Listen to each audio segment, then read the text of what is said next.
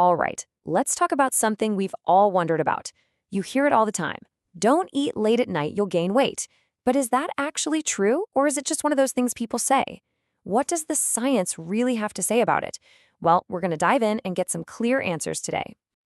So yeah, here's the big question. Picture this. It's been a long day, you're finally kicking back on the sofa, and you feel a little hungry. But then that little voice in your head pipes up, telling you it's too close to bedtime. Why though? Is that late night snack really gonna undo all your good work? Let's get to the bottom of this. You know, to make this feel real, let's think about a guy, we'll call him Rahul. His schedule is pretty crazy. He works late, gets home, eats dinner, and then a few hours later, around 9 p.m., he's having some tea and biscuits while watching TV. It seems harmless, but after a while, he notices his weight is creeping up. So is the problem the time he's snacking, or is something else going on? Rahul's situation perfectly sets up the two big sides of this debate. In one corner, you have the clock, the idea that when you eat is super important. And in the other corner, you have the count, the classic belief that it's all about the total number of calories you eat in a day, no matter when you eat them. So which one is it? Okay, let's start with argument number one. This is the idea that the clock on the wall really matters. This theory says our bodies just aren't designed to be processing a big meal when it's getting dark outside. So, is there any hard evidence for this? Oh yeah.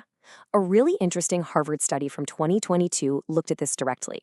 They had people eat the exact same food, but one group ate all their meals 4 hours later than the other. You might not think that's a big deal, but the results were pretty shocking.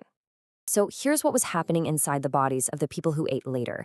Their level of ghrelin, that's the hormone that basically yells, "Feed me," it went up. At the same time, leptin, the hormone that tells your brain, "Okay, we're full now," went down. So they felt hungrier and less satisfied. And on top of that, their bodies were literally burning calories slower and gearing up to store more fat. That is a perfect storm for weight gain.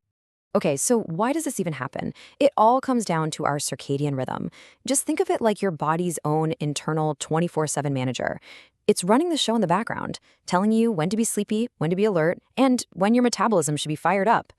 Eating late at night is like asking your office to start a huge, complicated project right when everyone is packing up to go home. The timing is just off, and it can throw the whole system out of whack. But hold on, that's only one side of the coin. Now we've got to flip it over and look at argument number two, which is all about a much more, well, traditional way of looking at things. This is the argument you've probably heard a million times. A calorie is a calorie, period. From this point of view, it just doesn't matter if you eat 200 calories at 10 in the morning or 10 at night. If you're not eating more energy than your body is using over a 24-hour period, you won't gain weight. Simple as that. And a huge part of this argument is about what that late-night food actually is. I mean, let's be honest, we're usually not reaching for a salad at 10 p.m. A handful of nuts or some Greek yogurt is one thing, but a bowl of ice cream or a sleeve of biscuits, that's a completely different story. Those foods are often loaded with sugar and fats, and they are incredibly easy to eat way too much of. So we have team clock over here and team calories over there. So who wins? Well, the real answer, as it so often is with health, isn't about one side winning. It's about seeing how these two things actually work together. If we try to visualize it, it might look something like this. Of course, the total calories you eat and the quality of that food, those are the biggest pieces of the pie, no doubt about it.